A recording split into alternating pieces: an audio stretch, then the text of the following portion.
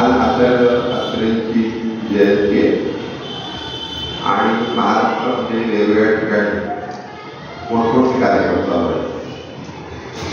आता आपण बघतो की काही वर्षानंतर आपण माणसांना विसरतो, नवी पिढी विसरते, परंतु अजून देखील आचार्य ठाकरे यांची पुस्तकं कलेचं पाण्यासारखं आत्मचरित्र, तर त्यांचं आत्मचरित्र नाहीच आहे, ते महाराष्ट्राचं आत्मचरित्र असं म्हणलं तर ते वावरला आणि त्यांच्या या गुणवैशिष्ट्यामुळं ते अजून सुद्धा लोकांचं जीवनमान उंचावत आहेत, वाढवत आहेत. त्याचं कारण असं की त्यांचे गुरु रामगणजी गडकरी आणि रामगणजी गडकरी फार कमी वयात गेले, परंतु आत्रेला त्यांचा मोठा सहवास लाभला आणि आत्रे असं म्हणतात की मी जे घडलो ते रामगणजी गडकरींमुळे घडलं. रामगणजी गडकरी जर भेटले नसते तर विरोध करू शकलो नसतो. ते असं म्हणतात की तुम्हाला सुद्धा जेव्हा एकदा विरोधाची आवड निर्माण होते तेव्हा तुम्ही बरोबर विनोदाच्या गल्लीमध्ये जाता. गल्लीमध्ये जाता म्हणजे काय तर विनोदी माणसं जी असतात, वैचारिक जी माणसं असतात त्यांच्या सानिध्यात तुम्ही जाता आणि तुम्ही त्याचा आनंद घेता. आनंद घेता त्यापेक्षा तुम्ही लोकांना आनंद देता. आचार्य ठाकरे हे आपल्या महाराष्ट्र निर्मितीमध्ये मोठं नाव. म्हणजे आता असं बरेच जण असं म्हणतात की मराठा हा पेपर नसता आणि आचार्य ठाकरे नसते तर एखादी मुंबई आपल्याला मिळाली असती हा सुद्धा शंका आहे. म्हणजे प्रबोधनकार ठाकरे, आचार्य ठाकरे, सी.टी. देशमुख, नागोरे ही सगळी मंडळी ही संयुक्त महाराष्ट्र चळवळीतली महत्वाची आहे. शाहीराम शेख, अण्णाभाऊ साठे सगळी मंडळी. परंतु आज मुंबई ही किती महत्वाची आहे ती फक्त भारतापुरती महत्वाची आहे, ते जगामध्ये महत्वाची आहे. आणि आचार्य ठाकरेंनी केलेलं काम कालच माझे मित्र ज्याचं वय वर्ष 90 आहे, बाबूराव कारणे, त्यांनी आचार्य ठाकरेंसाठी एक हॉल मिळवला पुण्यामध्ये आणि त्या हॉलमध्ये दरवर्षी ते कार्यक्रम केले होते. मला त्या बऱ्याच कार्यक्रमाला त्याचे तिथं जाण्याची संधी मिळाली. स्वातंत्र्यामुळे माहिती त्याची ओळख झाली. पण आज त्यांनी जाहीर करून टाकली की मी जे माझं सगळं संचित आहे ते पुणे ग्रंथालयाला त्यांनी अर्पित केलं. कारण त्याने म्हटलं की मी 90 वर्ष करतो, मी पुढे काही करू शकणार नाही. तर हे जे सगळं आहे हे आपल्या सातारकरांसाठी सुद्धा महत्वाचं कारण असं सातारच्या एवढं फार महत्वाचे होते. बऱ्याच गोष्टी बोलून पण मी बोलणार नाही. बंडादुशीचा कार्यक्रम झाला पुन्हा आपण काही बोलू, परंतु आज ह्या कार्यक्रमासाठी बंडादुशी यांना मी विनंती केली आपण सातारा याकडे. त्याचा बंडादुशीचा पुढच्या महिन्यात खास कार्यक्रम 19 सप्टेंबरला गणेश कलाक्रीडा पुणे फेस्टिवलला त्याचे आजही कार्यक्रम होते. पण बंडादुशी गुरु साताऱ्यात राहतात, पुरुषोत्तम शेठ सर जे आहेत आणि ते त्यांना कोल्हापूरला कॉलेजला होते आणि ह्या व्यक्तीची गुणवैशिष्ट्य बघून त्यांचं लिखाण बघून म्हणजे त्यांचे मामानी त्यांना सवय नव्हती, वाचनाला लावून दिलं होतं तर ते गुंड होते. गुंड होते हा कटणार नाही, बंडादुशी गुंड होते की आता पुण्याला जायला तर पटणार नाही कॉलेजमध्ये. पण त्यांना त्यांनी आणलं आणि आणून त्यांचं अतिशय त्यांना जी म्हणतो वैचारिक देणगी दिली. तर सातारमध्ये त्यांना अतिशय प्रेम म्हणजे कायम ग्रंथ मोठं देतात. पण आज आचार्य ठाकरे जयंतीच्या निमित्तानं ते आलेले आहे ही अतिशय महत्वाची बाब आहे. ते आज या ठिकाणी झेंडूची नवी फुलं म्हणजे झेंडूची फुले हा त्याचा कविता संग्रह महत्वाचा जो आहे झेंडूची फुले. परंतु त्यांनी आता नवीन काय काय केलं मला माहित नाही, पण ते नक्की आपल्याला आवडणार असेल. झेंडूची नवी फुलं हा कार्यक्रम तो नक्की आपल्याला आनंद देईल याच्याबद्दल मला विश्वास वाटतो. आज या कार्यक्रमासाठी पुण्याचे ऍडिशनल एसपी म्हणून रिटायर झालेले आणि अशोक इंदलकर उपस्थित आहेत. त्याचबरोबर साहित्यिक डॉक्टर संदीप पृथ्वी उपस्थित आहेत. शेवटला त्यांचं भाषण झालं कोण फडके बोलतील ते सुद्धा बऱ्याच गोष्टी काही सांगतील असे सकाळचे माजी संपादक कोण फडके आहेत. माझे विजय साबळे, विनायक भोसले आहेत, सर्वांचं स्वागत करतो आणि प्रथमतः अशोक इंदलकर यांना विनंती करतो की त्यांचं 4 भेटवस्तू देऊन आपण त्यांचं सत्कार करतो.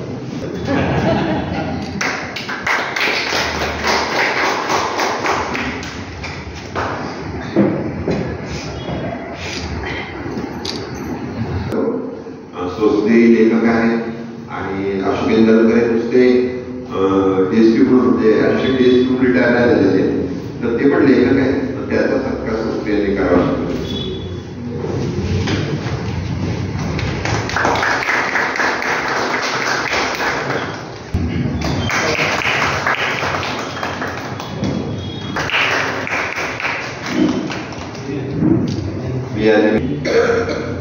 स्टेजवर उपस्थित सर्व मान्यवर, या ठिकाणी उपस्थित रसिक सातारकर बघून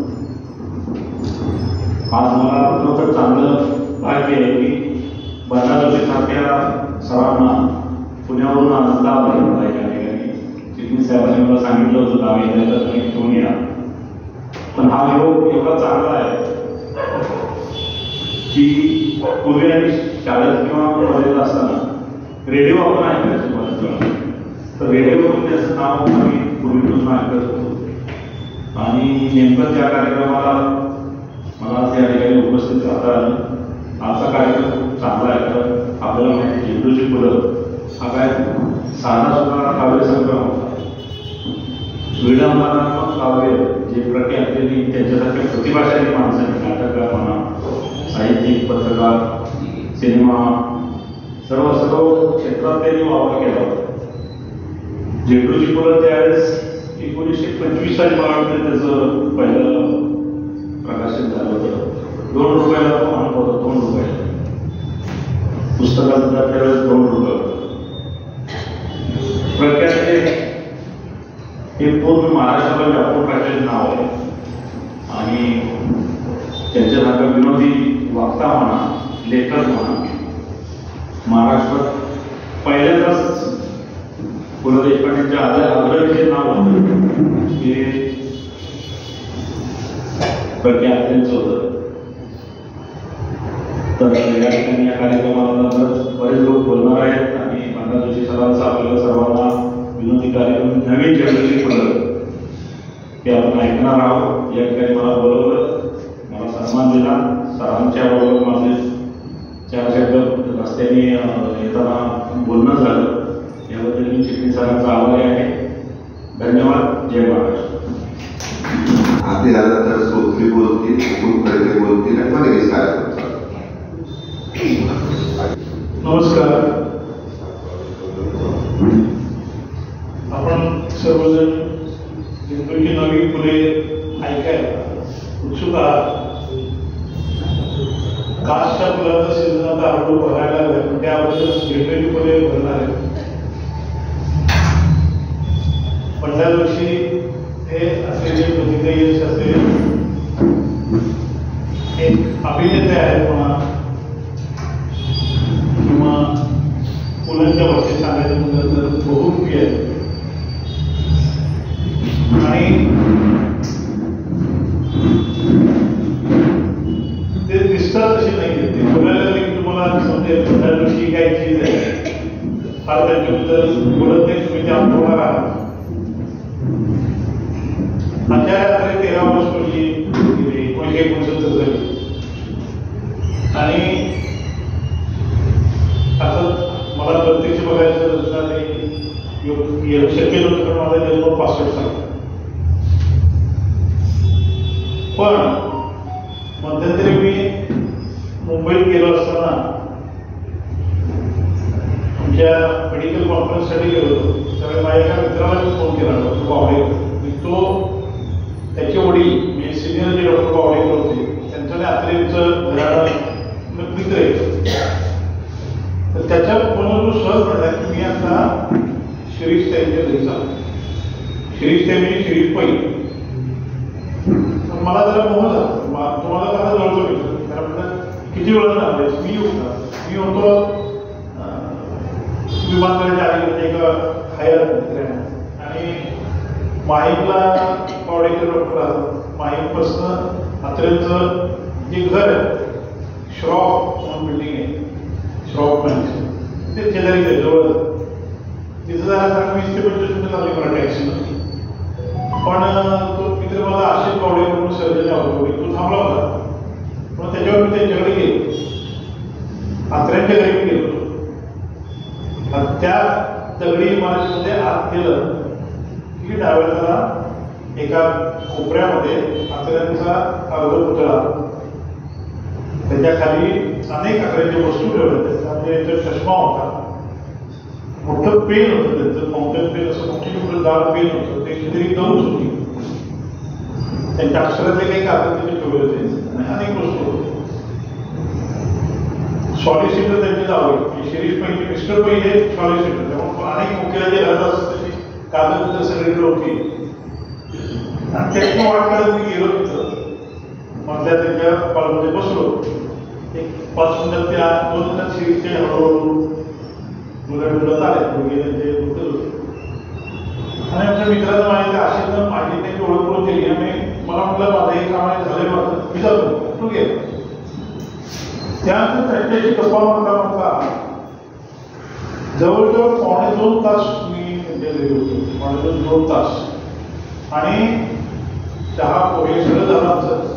त्यांच्याशी गप्पा मारताना त्यांनी आम्ही आपला हायकूवर होतो, त्यांच्या हायकूजवळची कविता असतात, त्या हायकू वगैरे त्यांनी वाचून दाखवलं, त्याच्या अर्थसहित मी त्यांना समोर माझ्या कॅमेऱ्यात त्याचे व्हिडिओ रेकॉर्डिंग घेतलं.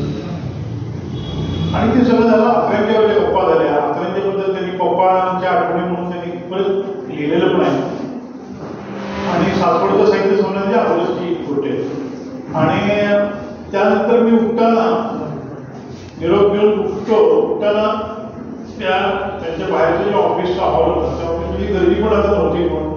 आणि मी त्या अत्र्यांच्या पुतळ्याच्या समोर उभा राहिलो आणि त्या पुतळ्यासमोर वाकून नमस्कार केला. आणि तो चष्मा हातात घेऊ का मी म्हणून त्यांना विचारलं. तुमचा हातात घेतला, त्यांचा पेन हातात घेतलं, ते उघडलं आणि असं बघत होतो. तर तेवढ्यात त्या मागणं म्हणाल्या, नुसतं हातात काय घेताय, लावून बघा म्हणजे चष्मा. अत्र्यांनी मुलगी दिली. मी आपलं म्हणजे असा भाराव गेलो, वेळासारखा खरंच लावला, माझा चष्मा काढण्याचा तो लावला. त्याला मोठा जाऊन फोटो बघतो तो चष्मा, अत्र्यांची कुठं आजी दिसत तो चष्मा आणि तेच पेन असं धरलं. आता धरलं असं पेन करून असं बसलो, फोटो काढणार पण नव्हतंच ते. पण ते बसलं आणि ते एका सेकंदाच्या आत शिरीष म्हणाल्या, धारदार आवाज त्यांचा जो, त्या म्हणाल्या की अहो पप्पांचा चष्मा लावायचा, हातात पेन घ्यायला मी तुम्हाला सांगितलं, त्याचा अर्थ काय तुम्हाला कळला का? की तुमच्या लेखीला माझी जोपर्यंत 7 पुस्तकं आली होती, 5-6 वर्षापूर्वी गोष्ट आहे, त्यांच्या लेखणीची धार तुमच्या लेखनात यावी आणि त्यांच्या नजरेनं जे काय होतं ती नजर तुम्हाला मिळावी म्हणून मी तसं सांगितलं. आणि मी भारूनच देतो, म्हणजे हवेच होतो त्यावेळेस. आणि ते सगळं झालं. मी बाहेर शिरीषाची नंतरही 2-3 वेळा फोन पडलं झालं. सासवडला आलं त्यावेळेस मी उभ्या गेलो.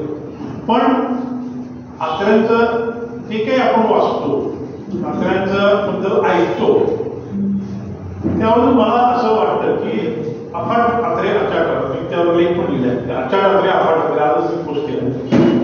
तर ते खरोखर अचाट अत्रे होते आणि अफाट अत्रे होते. चाट पडतो माणूस, असा माणूस होतो. आपण त्यांच्या कर्तृत्वाकडे बघितलं सगळ्या क्षेत्रात, त्यांच्या जर बोलूनही सगळं झालंय, त्यांचे विनोदही किती झाले, मग बोलणं झालं, कितीही तुम्ही त्यांचे विनोद ऐकले तरी किती दरवर्षी 13 वर्ष आसपास जे काही वांगळ येतं त्याच्यात नवीन काहीतरी विनोद करतात. त्याच्यामुळं तो मर्यादा अत्रे होते. रिचर्ड बर्टन नावाचा एक माणूस होता, फार मोठा माणूस होता. ज्या क्षेत्रात जाईल त्या क्षेत्रात त्याला 40 भाषा येतात, ज्या त्यांना नाही म्हणजे तो शोधून काढतात. कॅनडाची बाउंड्री जी काय, अमेरिका कॅनडाची वादत त्यात तो नक्की. आणि अरेबियन नाईट्स तो स्वतः अरबांचा पोशाख घालून अरेबियन त्या मक्केला गेला चालत. 6 महिन्याची ती प्रबोधन होती, त्यात अरबी शिकवलं होतं, त्यामुळे त्याला अरबी नाईट्स दिलं. तर सांगायचा मुद्दा हा की अत्र्यांच्या वेळेला जर बघितलं तर 2 व्यक्तींची आठवण येते, तुलनाच करायची झाली. एक मी विस्टन चर्चिलचं वांगडा अफाट अत्र्यांनी जसं लिहिलं तसंच त्यांनी लिहिलं. आणि चालता बोलतो चर्चिलला लेखनिक 6 होता, जो जवळ असायचा तो लिहायला लागला, तो मोठ बोलायला लागला. आणि अत्र्यांचं जर मी कसा झाला किंवा खरेदीपणे वाचलं तर ती जिथं असतील तिथं त्यांनी आग्रही करतात. नेहरू गेलेले आग्रही गोव्यातच सांगितलं. एकदा गाडी बंद पडली त्यांची वाटेल तर गाडीच्या बॉनेटच्या आधारातून त्यांनी आग्रही किंवा लेख लिहिलेले कितीतरी गोष्टी त्यांच्या जर साताऱ्याला 2 आठवडी संपतो. एक आठवड म्हणजे मारुतीबा रामदासीच्या तोंडून मी सुद्धा तर मारुतीबा रामदासी श्रीधर स्वामींचे शिष्य ते पुण्याला जाताना वाटेत घाटामध्ये अत्र्यांची गाडी सातारकडे होती आणि त्यांची गाडी पुण्याकडे जात होती. त्यांनी गाडी पुढे थांबले. रस्त्यात बसून अत्र्यांनी मांडी घालून श्रीधर स्वामींचा आशीर्वाद घेतलेला आहे. त्यावेळी मारुतीबा आणून त्यांनी ते आपण सांगितलं. अशा अनेक आठवडे साताऱ्यात कर्मवीर त्यांची सभा झाली होती आणि आवेशामध्ये त्यांनी बोलता बोलता कर्मवीरांची काठी घेतली बोलतात आपण घेतली 2 तुकडे झाले. ती पण आठवण आपल्याला त्याच्या अनेक आठवणे आज आपण ऐकायला त्यांना पंडित जोशींचं झेंडूची नवी फुले कार्यक्रम आपण ऐकणार आहोत. मी मला वाटतं थांबतो आणि पुढे त्यांना आठची गाडी आहे त्यामुळे त्यांना भरपूर आपण वेळ देणार आहोत आणि पुन्हा ते जरी गेले तरी आपण बोलत राहू असं आपण कार्यक्रम ठरलेला आहे. कार्यक्रम त्यांचा झाल्यानंतर पहिल्यांदा फडके बोलतील. असलेले कोणी उपस्थित असेल ते पण बोलतील. म्हणजे जे काही रेकॉर्डिंग होईल ते आपल्याला युट्यूबवर स्पेशली तुमचं देता येईल. मी फक्त एकच गोष्ट सांगेन की मी त्यांचं भाषण ऐकत होतो पण ते असं म्हणते की स्वातंत्र्य मिळेपर्यंत पुणे ही भारताची राजकीय राजधानी आणि मला धार वाटतं. त्याचं कारण कसं आहे की लोकमान्य टिळक जर नसते तर तुम्हाला बंगाल सगळ्याला दिसतं. पूर्वीचा बंगाल नुसता बंगाल होता. बंगाल, पंजाब, आसाम, ओरिसा सगळा भाग होता. तर एवढा मोठा भारत आपल्याला दिसलाच नसता. हे सगळं अत्रे वेगवेगळ्या पद्धतीनं सांगतात. हे पण महत्वाचं आहे. मी माझे पंडित जोशींना विनंती करतो की आता तुम्ही तुमचं सूत्र हातात घ्या. आम्ही खाली बसतो आणि हे झाल्यावर मुकुल फडके विशेषतः बोलणार आहे. पुन्हा श्रोत्री बोलतील. तुमच्या तर कुणाला वाटलं काही आठवणी सांगायला तरी पुन्हा सांगू आणि आपण 8:30 पर्यंत हा कार्यक्रम करत राहूया. कारण नुसतं इथं तुम्ही यायचं नाही तुमचं आम्हाला ऐकायचं पण आहे. पण 8ची गाडी असल्यामुळे त्यांचं पहिल्यांदा आपण ऐकू की नंबर विनंती. सर्वांना धन्यवाद.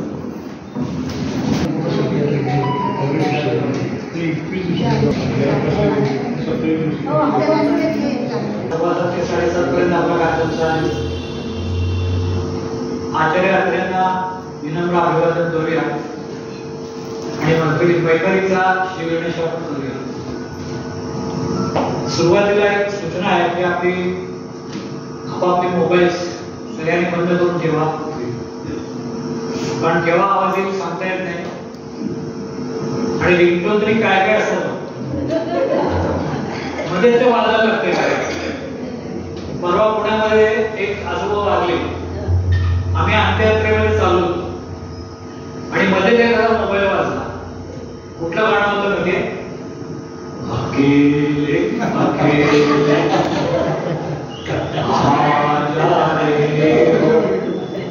एवढंच नाही हमेशा परत देवाने ऐकलं तर सगळ्यांना उचलणार. मंडळी तुम्ही छान हसता पण एक विनंती आहे सगळ्यांनी पुढच्या रांगेत येत बसा. नंतर येणाऱ्याला मागे बसता येईल. सगळ्यांनी पुढे या आणि आपल्याची इच्छा होती की महाराष्ट्राने पुढे यावं. सगळ्यांनी पुढच्या खुर्च्यांमध्ये बसा. सगळ्यांनी इथे लहान बाळाची आई असते ना तशी अवस्था असते. जे लहान बाळाची आई काय करते पाळण्यापाशी जाते चड्डीवर करून बसते. काही ओलं झालेलं का काही गरज नसेल. मला तुम्ही 3-4 तास मोबाईल बघा काय महत्वाचं असतं. काही नसतं महत्वाचं. लोक आपल्याला आवडतो का वेळ ठरवतात तो सगळा कचरा आपल्याला साफ करायला म्हणजे दुसऱ्याचे कचरा कुठे आपल्याला जागा रिकामे करतात. आपल्याला ते आवश्यक असतं अशा काही भाग नाही. पण अशी मंडळी असतात आणि हल्ली ते मोटरसायकलवर जाणाऱ्या लोकांची फॅशन आहे अशी वाकडा पाक तुम्हाला चालवत चालवत बोलत एवढं काय महत्वाचं असतं मला कळत नाही. ते कोंबड्यांच्या मध्ये एक मानमोडी नावाचा रोग असतो. तो कधीतरी नाव होणार कारण वाकडी मान म्हणून एवढं काय महत्वाचं असतं. तर इतकं मोबाईलचं वेळ आपल्याकडे वाढलंय ना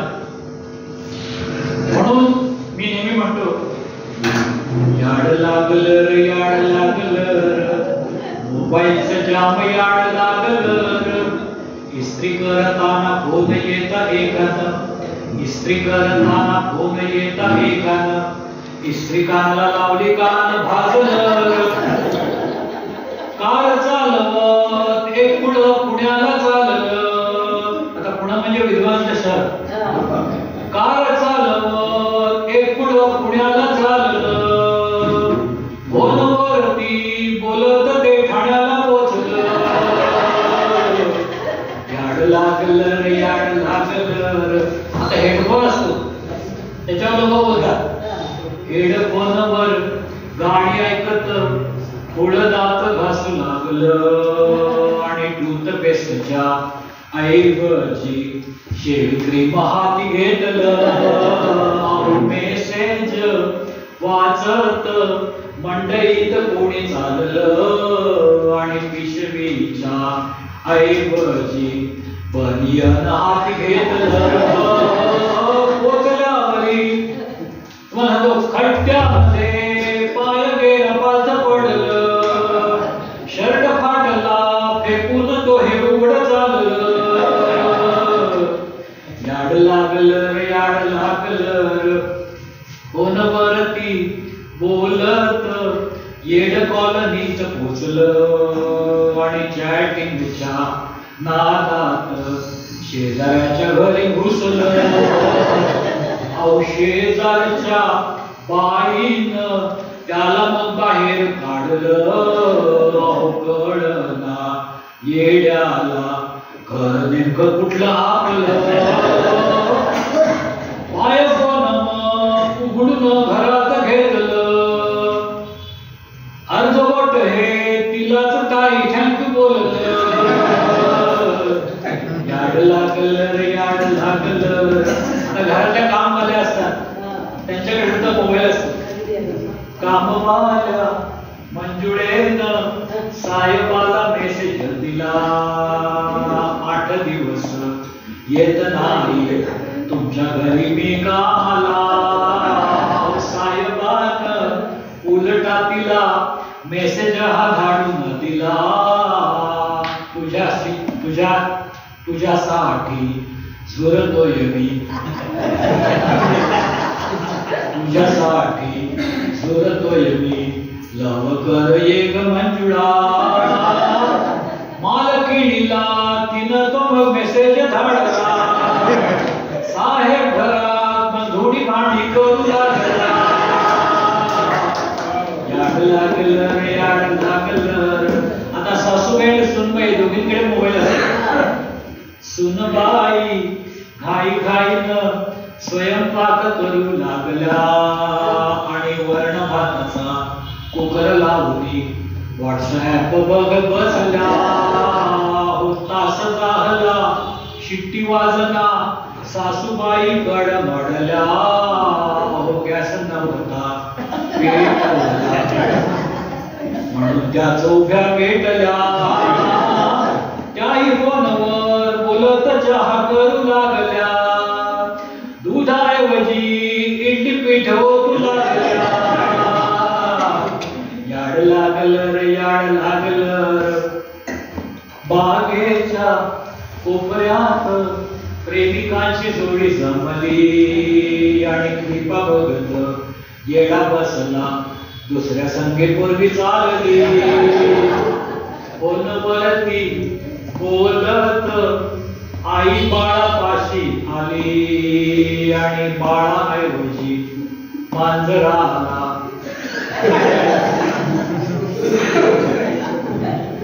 बाळाऐवजी मांजराला मांडीवर झोपू लागली म्हणून मंडळी व घेताना हे ध्यान ठेवूया बंद घडू नये त्याचं सारे जण भान ठेवूया याड लागलं याड लागलं धन्यवाद मंडळी आचार्य अत्र्यांनी केशव कुमार या नावाने झेंडूची फुले नावाचं पुस्तक लिहिलं होतं त्यावेळेच्या सगळ्या गाजलेल्या कवींच्या कवितांची विडंबना केलेली होती मी त्या कवीचे दोष दाखवण्यासाठी, त्याची थट्टा करण्यासाठी, किंवा तुम्ही कसं आहे, तुमची काय काय स्टाईल आहे, पण त्याच्यासाठी मुळात त्या कवीचा सगळा अभ्यास असायला लागतो. आणि मुख्य म्हणजे त्या कवीचे सगळे गुण ह्याच्यामध्ये असायला लागतात. गमतीशीर कविता चांगली लिहिण्याचे गुण असावे लागतात आणि शिवाय विनोद बुद्धी असायला लागतात. असाच माणूस विडंबना करू शकतो. त्यामुळे आंध्राने त्यावेळी अनेक मासिका पुस्तकामध्ये अनेक ज्या कविता यायच्या, कारण त्यावेळेला माध्यम टीव्हीचं रेडिओचं वगैरे फारसं नव्हतं, त्यामुळे त्यांनी त्यासाठी लिहिलेलं आहे. आता हे विडंबनामध्ये काय असतं, मूळची रचना ही प्रसिद्ध असायला लागते, कविता प्रसिद्ध असायला लागते. त्या काळी सगळ्या छापून यायच्या कविता किंवा कवी संमेलनात ऐकायला मिळायच्या. त्यावेळी टीव्ही मोबाईल काय नव्हतं, त्यामुळे लोक प्रत्यक्षात ऐकायचे कवीला आणि त्यामुळं त्या कविता लोकप्रिय होत्या, म्हणून त्याच्यावर विडंबन व्हायचे. आजकाल काय झालं, लोकांचं वाचन फार कमी झालं, तो पुस्तक वाचतच नाही, मोबाईल व्हॉट्सअप आणि याच्यावर चालतं. आणि सध्या जी गाजतात ना ती सगळी सिनेमातली गाणी असतात. त्यामुळं आत्ताच्या काळामध्ये विडंबन करायचं म्हटलं तर चित्रपटातली गाणी किंवा सिनेमातली गाणी किंवा प्रसिद्ध गाणी असतील त्याच्यावरती गाणी लिहायला लागतात. कारण विडंबन करण्याला पूर्वअट ही असते की ते मूळचं गाणं लोकप्रिय असायला लागतं. आता आम्ही जे लिहितो त्याच्यामध्ये त्या ज्यांनी गीतकाराने गाणं लिहिलंय त्याची तक्रार करण्याचा उद्देश आमचा नसतो, फक्त ती चाल वापरायची आणि तुम्हाला ऐकवायचे आणि हसायचं, हा त्याचा भाग असतो.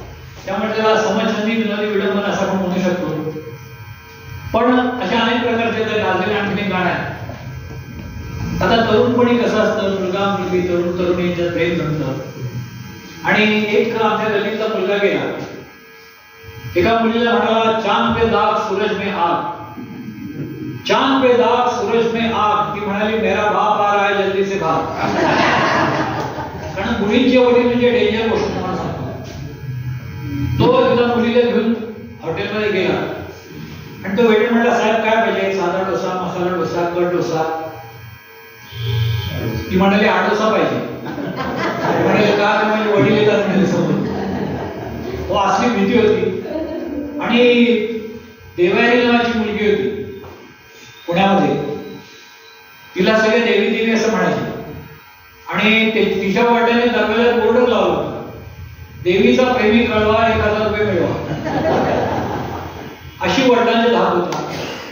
तर एका मुलीची छेड एका मुलाने काढली आणि दुसऱ्या दिवशी ती आपल्या वडिलांना घेऊन त्याच पार्टनरवर आली आणि तिने काय सांगितलं बघा, बाबा कालचीच रात येत होते मी, मुकाट आला आडवा हा रस्त्यात वाट सोडना.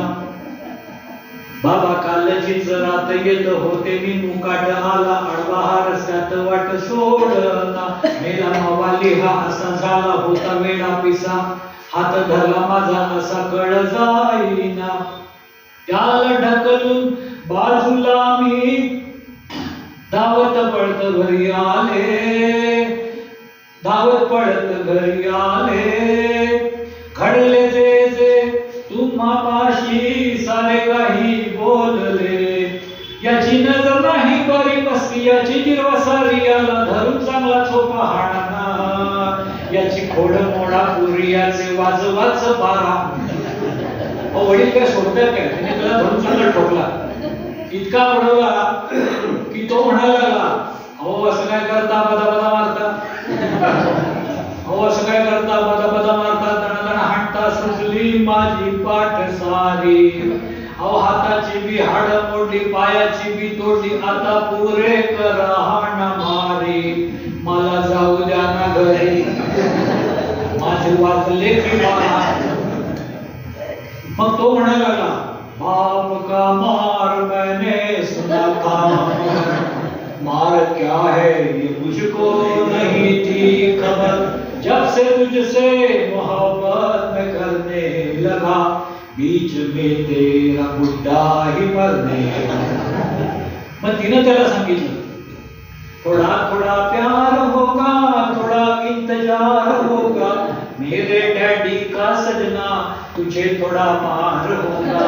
मेरा पिटवाना तेरा पीट जाना रे, सैया बाप से मिलना रे, मिलके मार भी खाना रे, मिलके मार भी खाना रे. दे दड़ा दंड. मग तिने त्याला सांगितलं, तिने त्या सांगितलं तेरा हाथ पैर सब तोड़ा, तेरा हाथ पैर सब तोड़ा, अब सर को तू बचा ले, बर्बाद बाप कर देगा ओ पगली शक्ल वाले, ओ तेरी गर्दन अब ना टूटे तू जा जा, तेरी गर्दन अब ना टूटे तू जा जा, खतरा रे खतरा रे, तेरा बाप बडा खतरा रे. मग त्यानं म्हणायला सुरुवात केली जुन्या काळचं गाणं, शादी का ख्वाब हमको एक दिन तो दिखाया था, बारात के घोड़े को फूलों से सजाया था, तेरा बापू रूठ गया, तेरा बापू रूठ गया, हम जी के क्या करेंगे, क्या करेंगे जब सर ही टूट गया. मग तिने त्याला सांगितलं झाला वाकडाने तिकडा मुकडा, झाला वाकडाने तिकडा मुकडा, भोपळ्यावानी सुद्धा छेड काढलीस म्हणून माझ्या बापानं धुतला, नको राज्य नको खाऊ, पुन्हा नको मार खाऊ, नको रडगान गाऊ, राखी बांधून घे भाऊ, का हांत्यात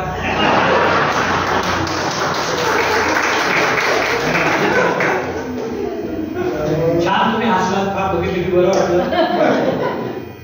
कारण मग तो विनोद कळायला ना डोकं ठिकाणावं, ज्यांना डोकं असतं ना अशी माणसावरती खळखळून असतात, नाव येतात छान, पण ज्यांना हे नसतं ना अशी माणसं कार्यक्रम सुरू असताना मध्ये सुटतात,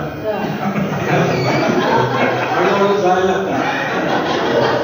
जर का कुठे मध्ये उठलं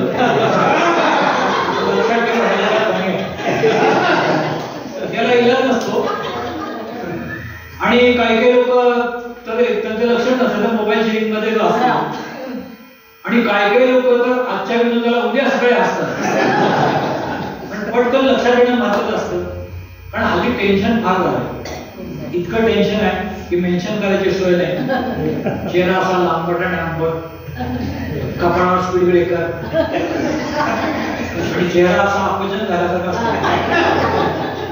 म्हणजे भारतानं जे आंतरराष्ट्रीय बँकेकडनं कर्ज काढलं त्या सगळ्याचे हप्ते ह्याला एकट्यालाच फेडायचे असा चेहऱ्यावरती भाव असतो. आणि एक वेळ म्हैस अंडी दिली कोंबडी दूध दिली, हा माणूस हसणार नाही, हा चेहरा गंभीर असतो. पण तुम्ही सगळे छान हसताय म्हणून तुम्हाला सांगतो, पु ल देशपांडेने असं म्हटलेलं आहे की जगातलं सगळ्यात सुंदर दृश्य कोणतं, तर कोणी म्हणेल महाबळेश्वर, कोणी म्हणेल काश्मीर, कोणी म्हणेल स्वित्झर्लंड. पण पुलंनी असं म्हटलेलं आहे की जगातलं सर्वात सुंदर दृश्य ते की जिथं एक कलाकार बोलत असतो आणि लोक खळखळून हसत असतात, ते जगातलं सगळ्यात सुंदर दृश्य असतं. मला साकार करायला मिळते, अनेकांमुळे साकार करायला मिळते. मी सगळ्यांची काय नावं घेते, पण हल्ली बघा हास्यकलम निघाले, लोक पहाटे बागे जमतात, खरा हसतात, का आरोग्याला चांगलं असतं. तसंच ते ऍक्युप्रेशरचं एक शास्त्र आहे, त्याच्या हातावर दाब मिळाला ना की आरोग्य सुधारतं म्हणतात, म्हणून त्याच्यासाठी लोक टाळ्या वाजवतात. आणि माणूस सगळ्यात सुंदर केव्हा दिसतो माहितीये, मेकअप केल्यावर नव्हे. जेव्हा माणूस खळखळून हसतो ना तेव्हा त्याचा चेहरा कसाही असतो तो अतिशय देखणा आणि सुंदर दिसतो. आणि असे सुंदर चेहरे बघण्याचं भाग्य आमच्यासारख्या कलावंतांना नेहमी लाभत असतं. तर ऍक्युप्रेशर आणि जे हास्यकला वगैरे आहे त्याच्या संबंधी मी असं म्हटलंय, एका कवीने म्हटलेलं आहे, खरं म्हणजे कवीने वगैरे काय म्हटलेलं नाही, मीच म्हटलेलं आहे की इतके खळखळून हसा की जल्लोष झाला पाहिजे, आणि इतक्या जोरदार टाळ्या वाजवा की जोशाला सुद्धा जोश आला पाहिजे. धन्यवाद. तुम्ही छान हसता, बघून बरं वाटलं. आणि परमेश्वराने बघा माणसाला शरीर, मन आणि बुद्धी या 3 गोष्टी दिलेल्या आहेत. या 3 गोष्टींना आनंद देण्याचं काम हास्य ही गोष्ट करत असते. म्हणून भगवान कृष्णाने म्हटलेलं आहे जो माणूस खळखळून हसतो, जो माणूस खळखळून हसतो तो ईश्वराची प्रार्थना करत असतो, आणि जो दुसऱ्यांना हसवतो त्याच्यासाठी ईश्वर प्रार्थना करत असतो. विनोद आवडले इतरांना सांगा, इतर आयोजकांना आयोजित करायला सांगा, जेणेकरून इतरांना हसवण्याचं पुण्य तुम्हाला मिळू शकेल. आज शिरीषजी चिटणीस त्यांच्या सगळ्या सहकार्याने हा कार्यक्रम आयोजित केला म्हणून तुम्हाला हसायला मिळतंय. आणि मी नेहमी म्हणतो की माणसाने ना प्रेशर कुकरचं काय असायला पाहिजे. प्रेशर कुकर काय करतो, बुडाला किती पण आग लागलेली असते, बुडाला किती पण आग लागलेली असते तो शिट्ट्या मारत असतो, बिंदास व्हायचं. आणि माझा पायगुण फार चांगला आहे, मी जाईल तिथं सगळ्या चांगल्या गोष्टी होतात. आज जितके लोक चांगले जात देतील ना तुमच्या सगळ्यांच्या आयुष्यात पुढच्या वर्षात काही ना काही चांगल्या गोष्टी घडणार. त्यांची लग्न होत असतील त्यांची होणार, त्यांची झाली असतील त्यांना मुलं होणार, आणि ज्यांना जास्त मुलं असतील त्यांची थांबणार. पण लग्न झालं की गंमत अशी असते की हनीमूनला जायचं असतं. तर माझं लग्न झालं, मी हनीमूनला चाललो. तर आमच्या शेजारच्या अण्णा वय वर्ष 80, अतिशय काट कसली करत असते. आमच्या गेल्या जोशा हनीमूनला कुठे जाणार आहेस? हनीमूनला आम्ही दोघं जाणार कुठेतरी ठरवणार आहे ना. असं दोघं कशाला जातात म्हटलं, म्हणजे यंदा एकाने जा, पुढच्या वर्षी दुसऱ्याने काट कसर करा. आम्ही काय ऐकलं नाही सोडा. पण परवा आमच्या गल्लीमध्ये एखादं लग्न झालं आणि नुकतंच लग्न झालेलं होतं आणि मला त्याच्या तयारीत होते. आणि तो लाडातून बायकोला सांगत होता, आता लगीन झालं हनीमूनला जोडीनं जायचं बाईक, आता लगीन झालं हनीमूनला जोडीनं जायचं बाईक, अशा गावी जाऊ तिथं मस्त हिरवाई ग, काय झाडी काय डोंगर काय हाटे, समज ओके मध्ये हाय ग, समज ओके मध्ये हाय ग. लग्नाला घोड्यावर बसून चाललो मी थाटात, पोराने एका फटाका फोडला घोड्याच्या पायात, ढोलवाल्याच्या ढोलावर पडलो, ढोलवाल्याच्या ढोलावर पडलो, तो वाकला बाई ग, त्याची फाकडी पानवाकडी आली आकडी, आता ऍडमिट तो हाय ग, आता ऍडमिट तो हाय ग. तुझ्या मैत्रिणी आल्या लग्नात नटून, माझ्या दोस्तांची सलगीताना खेटून, लग्नामध्येच लगीन जमवायचे लगीन घाई ग, मुली तरण्या काही हारण्या काही बरण्या, जो गटवायला पाहिलं, जो गटवायला पाहिलं, तू दिसायला देखणी लई सुंदर, तुझ्या वरती मर्दवती पोर 100, तुझ्या लग्नामुळं खचली, तुझ्या लग्नामुळं खचली म्हणली हाय हाय ग, काय थोबाड काय दाताड काय भोका, रडली धाय धाय रडली धाय धाय ग. पाठवणीच्या येळी तुझी जुळी पहिलं रडली, तुझ्या बिगर एकली कशी राहू मला बोलली, म्या म्हणलं तुला बिनेतो, म्या म्हणलं तुला बिनेतो, मला लॉटरीच हाय ग, एकीवरी एक फ्री ही स्कीम भारी, मला लॉटरीच हाय ग, चल कर गाई गाई ग. गृह प्रवेशाला घरचा टॉमी तुझ्या भुंकला, भुंकरा बंद दरडावून त्याला तू गप्प केला, म्या म्हणलं कुत्र्याला तू का झापलंस बाई ग, भुंकणं बंद तू दिला दम मला एकदम, जाम घाबरलो बाई ग, जाम डरकलो बाई ग. हनीमूनची राजधानी महाबळेश्वर, अनेकांचा जन्म तिथला, अनेकांचा जन्म तिथला म्हणती घरोघर, एका वर्षात लय हर्षद पाळणा हालू बाई ग, मग बारस करू छानस लय माणस येतील बारशाला बाई ग, तुम्ही बियायचं ना दत्ताई ग, वाजवायच्या टाळ्या. पण लग्न झाल्यानंतर ना सल्ला देणारी माणसं पण खूप असतात. आता हनीमूनला जाऊन वगैरे परत आल्यानंतर त्या नवीन जोडप्याला प्रपंच कसा करावा. आता काही काही नवरे असतात ना, ते बायको काही वर्षांनी जरा पहिले लाडत असते, नंतर कजा व्हायला मग त्या कजामुळे वैतागलेले असतात. तर ते असे जे नवरे असतात ना, ते त्या नवीन लग्न ठरलेल्या मुलाला सांगतात, निघल झोक्यात तुझी रहबरात, मापूरतून बायको घरात येईल तुझ्या घरात. निघल झोकात तुझी रहबरात, मापूरतून बायको येईल घरात.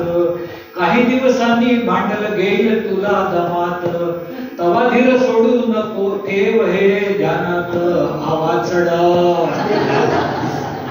आवाज चढव मित्रा तुला आईची शपथ हाय, आवाज चढव मित्रा तुला आईची शपथ हाय.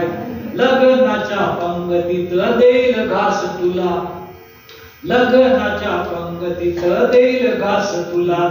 रागावल तवा देणार नाही गिळायला, धरल गळा करल तुझा पार खुरखुळा. आवाज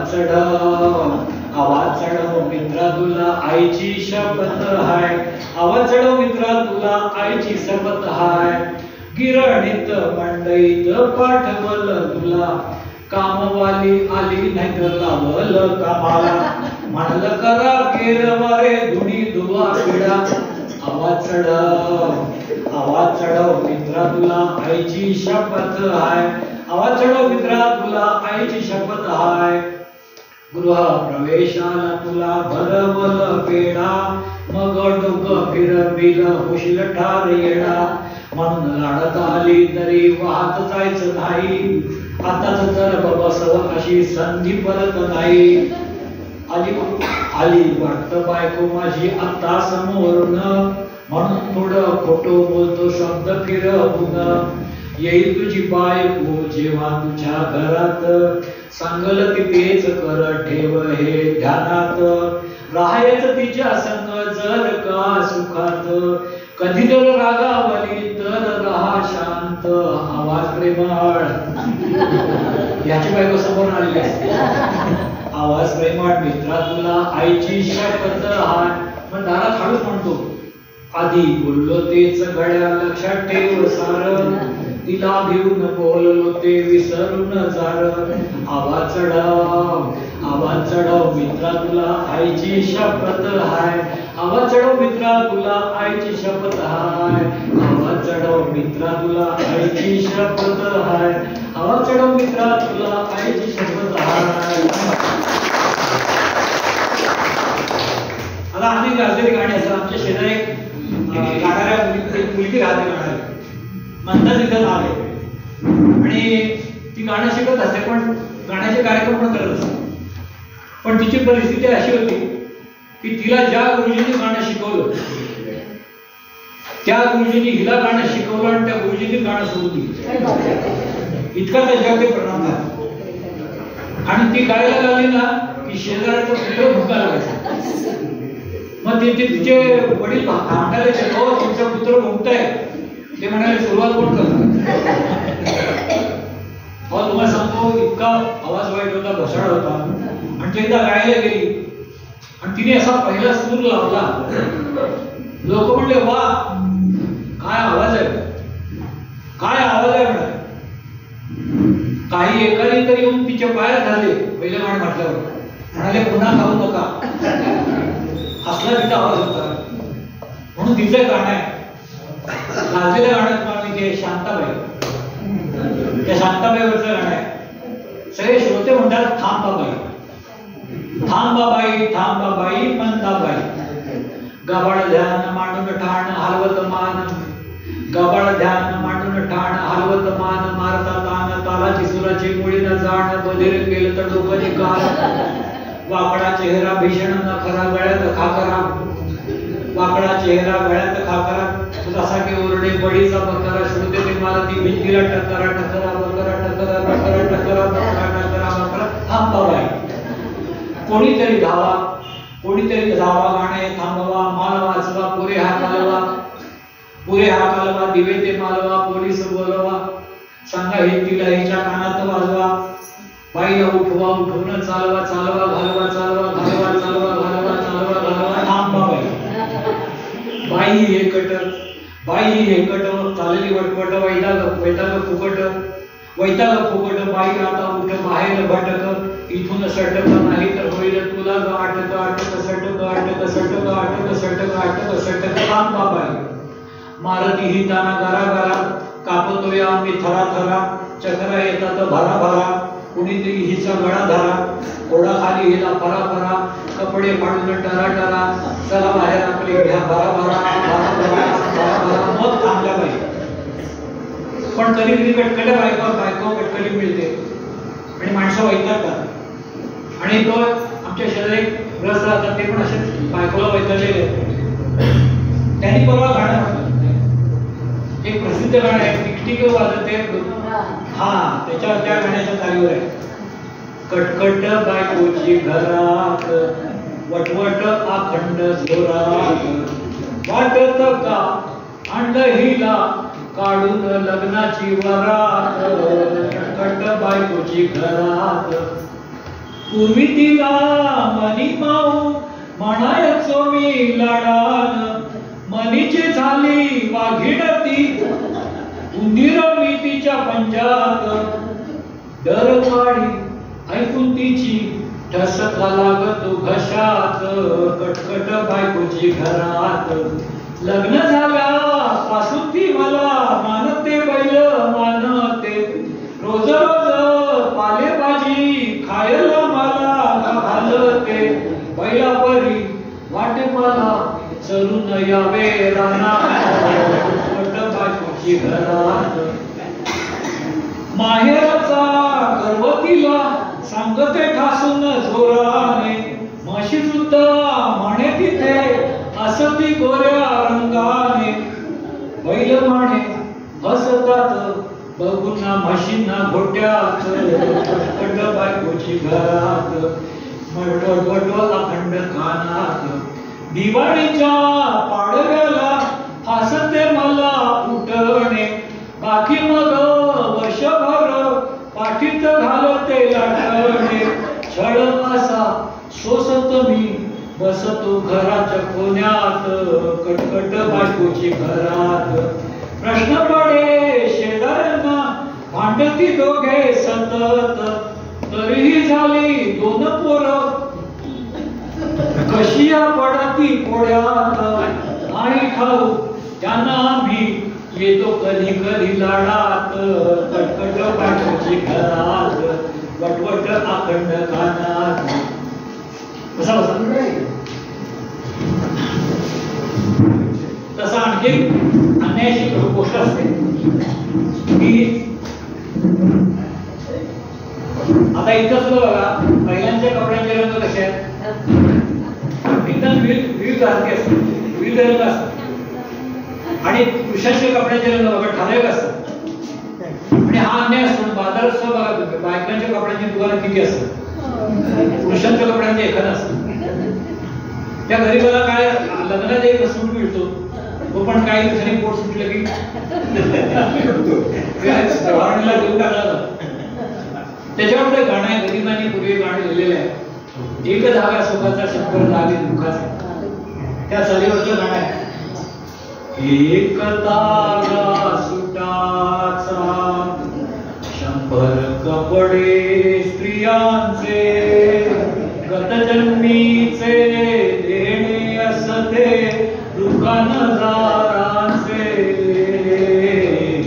एक धागा सुटाचा, तर बायको खरेदीला जाऊन साड्यांसाठी दोन गठ्ठा आणते ती बांधून.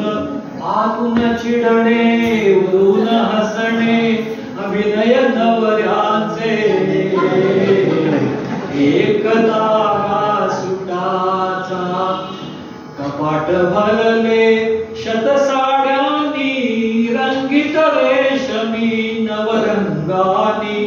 अंग चोरुनी चार सापळे माझ्या शर्टांचे. एक धागा सुटाचा, जो पैसा कमवून आणतो घालून बांध ते साठवतो ही दरवाजे सताड उघडे करते धरणाचे एक तागा सुटाचा बाजारामध्ये कपडे घेते पिशव्या माझ्या हाती देते तिच्या पुढे मी घरगडी दिसतो गाढव ओझाचे एक तागा सुटाचा पत्नीसाठी उदंड कपडा घरात बसतो नवरा उघडा पत्नीसाठी उदंड कपडा घरात बसतो नवरा उघडा त्याच्या नशिबी मळकटलेंगे चट्ट्या पट्ट्याचे एक तागा सुटाचा. आता सध्या पावसाळ्याचे दिवस आहेत आणि आपण तुमच्या रस्त्यावर सगळ्या नगरपालिकांना हीच परिस्थिती असते. रस्त्यामध्ये खड्डे पडले असतात, खड्ड्यात पाणी साठलेलं असतं. त्याच्यावर एक समरगीत आहे, जुनं वसंत वर्तनचं एक समरगीत आहे. त्या गीताच्या चालीवर त्या पुढचं गाणं आहे, जिंकू किंवा मरू हे गाणं आहे. वाचू किंवा मरू, वाचू किंवा मरू, रस्त्यावरच्या खड्ड्यांमधली प्रवास आमचा सुरू.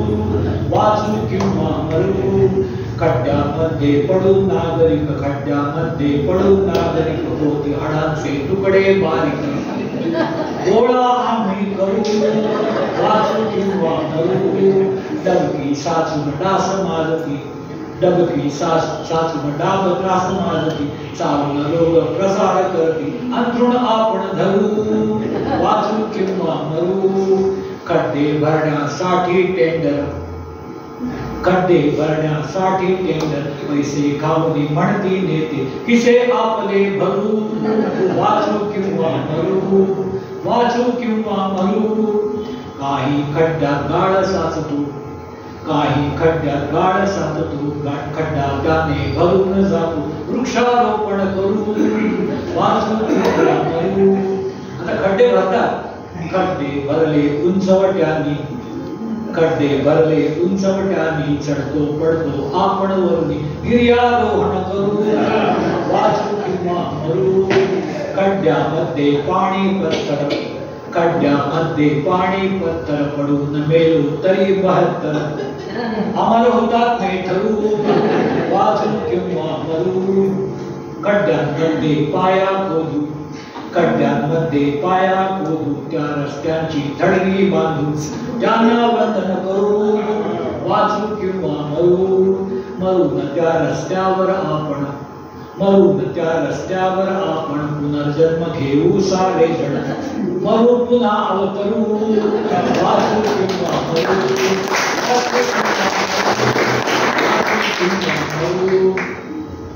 आता अत्रेंची जुनी एक कविता आहे की त्यावेळेला तरुण मुलीला उपमा कशी द्यायची कवी, तर त्यातून नाटक केलेली होती की तू छोकरी नाही सुंदरी, तू छोकरी नाही सुंदरी, मिश्किल बाल चिचुंदरी. उपमा आणि यमन आहे.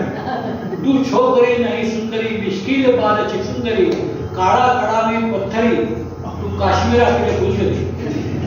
अशा उपमा द्यायच्या. त्याच्यावर प्रेरणा घेऊन मी कविता केली होती. प्रेमपत्र आहे, जुन्या काळी काही मोबाईल नव्हते त्यामुळे प्रेमपत्र होतं. कॉलेजचे गेट झाली तिथे भेट, कॉलेजचे गेट झाली तिथे भेट, घुसलीस मला थेट, देशील का मला डेट. तू खीर मी रवा, तू खीर मी रवा, तू फुगा मी हवा, तू फुगा मी हवा, तू पोळी मी तवा, सांग तुला मी हवा. मी श्वास तू छाती, मी श्वास तू छाती, मी भूत तू भानामती, मी भूत तू भानामती, मी शनी तू 7.5, जुळतील का आपली नाती. तू तपकीर मी चिमूट, तू तपकीर मी चिमूट, मी शेंगदाणा तू कूट, मी दरोडा तू लूट, जमेल का मी तूट.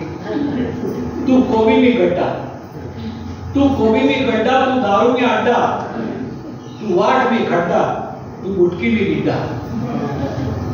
मी पेट्रोल तू गाडी, मी पेट्रोल तू गाडी, मी भडका तू काडी, मी पायजमा तू नाडी, जमेल का आपली जोडी. तू टोपी मी डोकं, तू पाठ मी टोक, मी बनियन तू भोक, रहा तू निर्धोक. मी वरवंटा तू पाटा, मी बाभळ तू काटा, तू टेल्को मी टाटा, होतील का एक वाटा. मी फटाका तू वाद, मी फटाका तू वाद, मी लोड शेडिंग तू वीज कपात, तू फुटबॉल मी लात, देशील का मला साथ. तू हलगी मी ताशा, तू हलगी मी ताशा, मी बेवडा तू नताशा, तू मिठाई मी माशा, घेऊ का मी आशा. मी उजड तू मेणबत्ती, मी उजड तू मेणबत्ती, तू सोड मी हत्ती, मी पवार तू बारामती, जुळतील का आपली नाती. मी चहा तू साखर, मी गेंडा तू टक्कर, जोडी जमेल का सत्वर, पत्राला दे उत्तर, पत्राला दे उत्तर. आता मी कार्यक्रमाच्या दौऱ्यावर असतो सगळ्यांना, आणि लग्न झालं 3-4 वर्षे गेली. माझ्या आईला अपेक्षा होती की नातू व्हावं वगैरे, तर ती माझ्या बायकोला सारखी म्हणायची, अगं मला नातवाचं तोंड केव्हा दाखवणार. ऐकलं आणि माझी बायको वैतागली. ती म्हणाली, आधी तुमच्या पोराचं तोंड मला बघू द्या, नातवाचं दाखवतो. पण एकदा माझी बायको मला म्हणाली, तुम्हाला एक चांगली बातमी सांगायची. म्हटलं काय. आपल्याकडे ना तिसरं माणूस येणार आहे. म्हटलं वा अभिनंदन, माझी आई येणार. कुठलं वाक्य कुठं बोलायचं काही कळत नाही. पण मग आमच्या बायकोला दिवस गेले आणि तब्येत चांगली होती. 7व्या-8व्या महिन्यात डॉक्टरांकडे गेलो. डॉक्टरांनी तपास केले. डॉक्टर म्हणले कितवा महिना. ती म्हणाली 8वा. डॉक्टर म्हणाले मी कसा आठवणार, तुम्ही 8वा आणि मला सांगा. मग सांगितलं आम्हाला पोरगं झालं. पोराचा जन्म झाला अमावास्येला. अमावास्येच्या दिवशी जन्म झाला म्हणून त्याचं नाव ठेवलं चंद्रगुप्त. दुसरी मुलगी झाली अमावास्येला, त्याचं नाव चंद्रभागा. पण पहिलं पोरगं झालं. आम्ही दणक्यात बारसं वगैरे केलं आणि बारशाला बघा बायका पाळणा बिळणा म्हणतात. त्या पाळण्याच्या चालीवरचं गाणं आहे. अनेक सुप्रसिद्ध माणसं आली होती, नटनटे आले होते, नेते आले होते, सगळे आले होते. त्यांनी काय काय केलं ते बारशामध्ये ते या पाळण्यामध्ये आहे. आमच्या घरात बाळ जन्मलं, आमच्या घरात बाळ जन्मलं, बाळाचं बारसं थाटात केलं, पाहुण्यांनी सगळं घर भरलं, जो बाळा जो. पहिला पाहुणा कोणाला. सलमान खान गेला नाचून, सलमान खान गेला नाचून, शर्ट काढून दिला फेकून, बाळाचं झगलं घेतलं काढून. अमिताभने बाळाला प्रश्नच केले, कोण म्हणेगा करोडपती. अमिताभने बाळाला प्रश्नच केले, बापाच्या नावांचे ऑप्शन दिले. आईच्या सल्ल्याने बाळ जिंकले. जेव्हा मल्लिका शेरावत आली, जेव्हा मल्लिका शेरावत आली, कपड्याची गरिबी उघड दिसली, साडी चोळी देऊन पाठवण केली. शूटिंग करून का त्याच्यावर युट्यूबला आहे, गाणं आहे युट्यूब.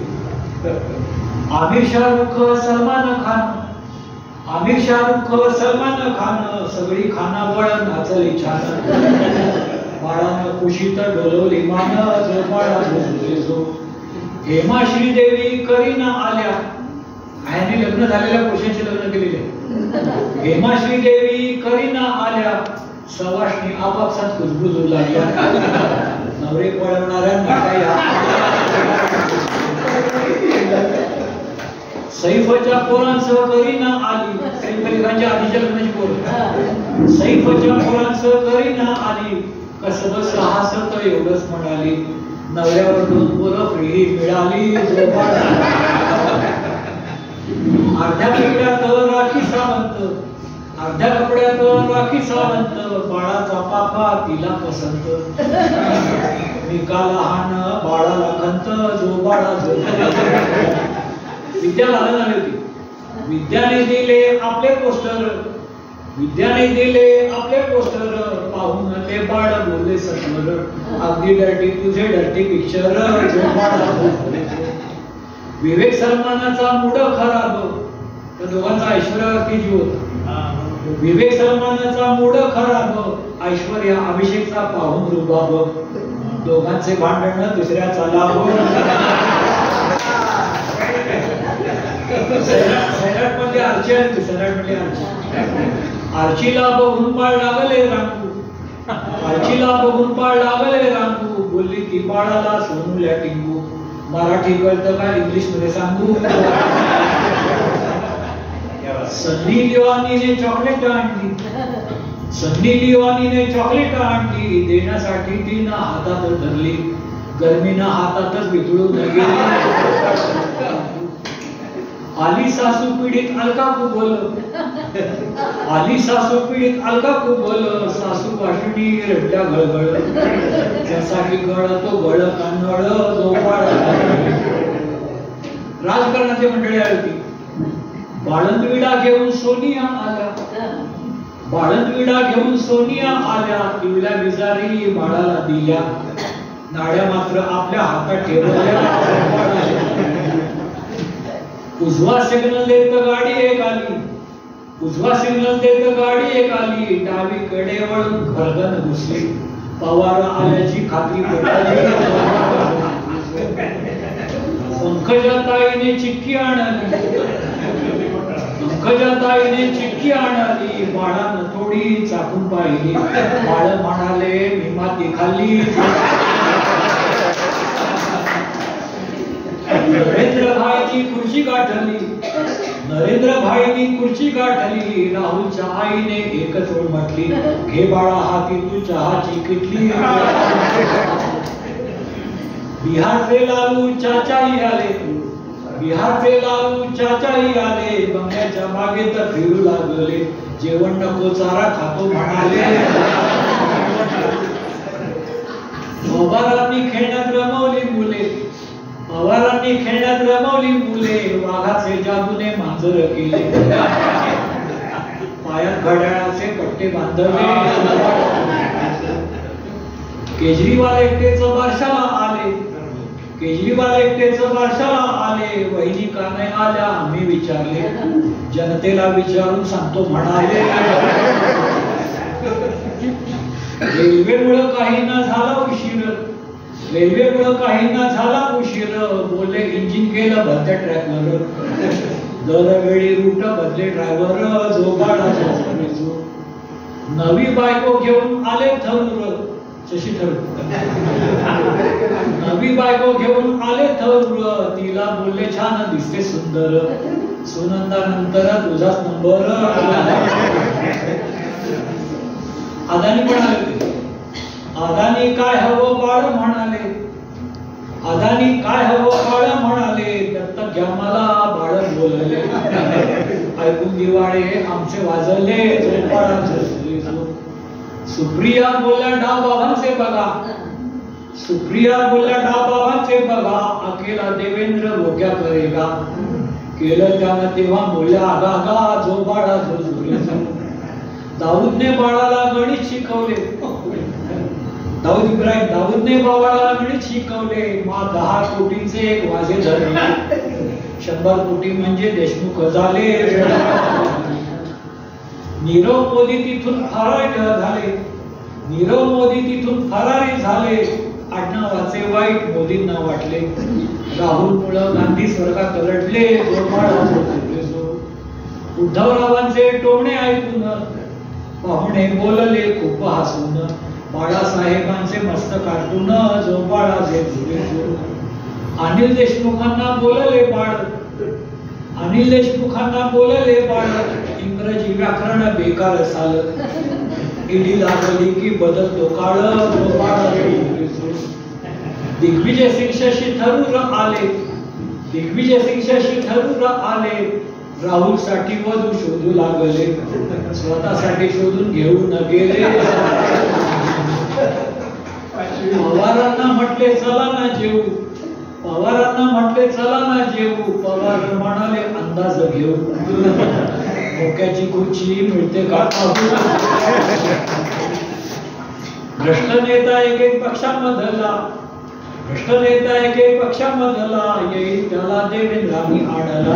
स्वच्छ शासनाचा फुगा फोडला, चौपाळा जो. राहुलजींना घोड नवरे भेटले, राहुलजींना घोड नवरे भेटले, बायको देण्याचे वचन द्या बोलले. मला मिळाली की 2-2 देतो म्हणाले. एक पाहुणे वाटेल ते बोलले, एक पाहुणे वाटेल ते बोलले, कोणी त्यांना संजय झालास का बोलले. कोणी पंपू कोणी ट्रंपू म्हणाले, जो बाळा जो झोरी जो. काकांनी हत्तींचे खेळणे दिले, काकांनी हत्तींचे खेळणे दिले, दादा सगळे हत्ती घेऊन गेले. यांच्यापाशी फक्त उरले सुळे.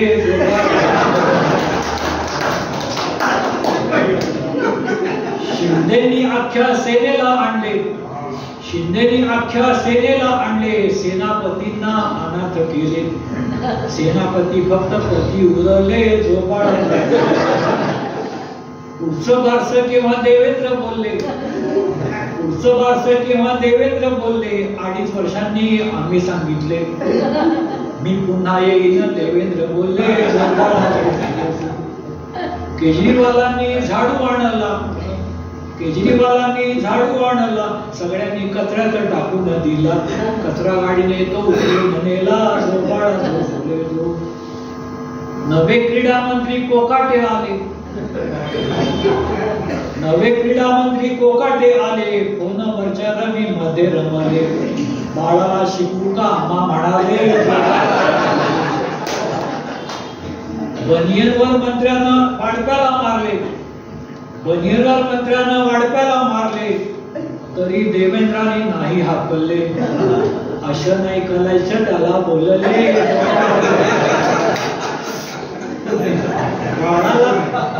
बाळाला पहिलीचे पुस्तक दिले, बाळाला पहिलीचे पुस्तक दिले, त्यानं मग पहिले वाक्य वाचले. शरद कमळ बघ बाळ बोलले. बाबा रामदेव म्हणाले, बाळानं अंगाचं केलं मुटकुळ, बाळानं अंगाचं केलं मुटकुळ. हे पाहून बाबा रामदेवांनी म्हटलं, विचित्र असलं मला. अण्णा हजारे म्हणाले, न खाता पिता बाळ बसले हाटून, न खाता पिता बाळ बसले हाटून. अण्णा बोलले मौन सोडून, खा नाही तर पोलिस नेतील पकडून. राष्ट्रपती अब्दुल कलाम आले, राष्ट्रपती अब्दुल कलाम आले, बाळाची मुठ पाहून म्हणाले, करील हा पुढे देशाचे भले. कोणीतरी जेव्हा पाणी मागितले, कोणीतरी जेव्हा पाणी मागितले, मी कुठून आणू दादा म्हणाले. कोणीतरी जेव्हा पाणी मागितले, मी कुठून आणू दादा म्हणाले. पुढचं बोलू नका. बारशाला आला तर आभार तुमचे, बारशाला आला तर आभार तुमचे, बारशाला आला तर आभार तुमचे. नाव ठेवू नका मागणे आमचे, आशीर्वाद द्यावे तुम्ही टाळ्यांचे.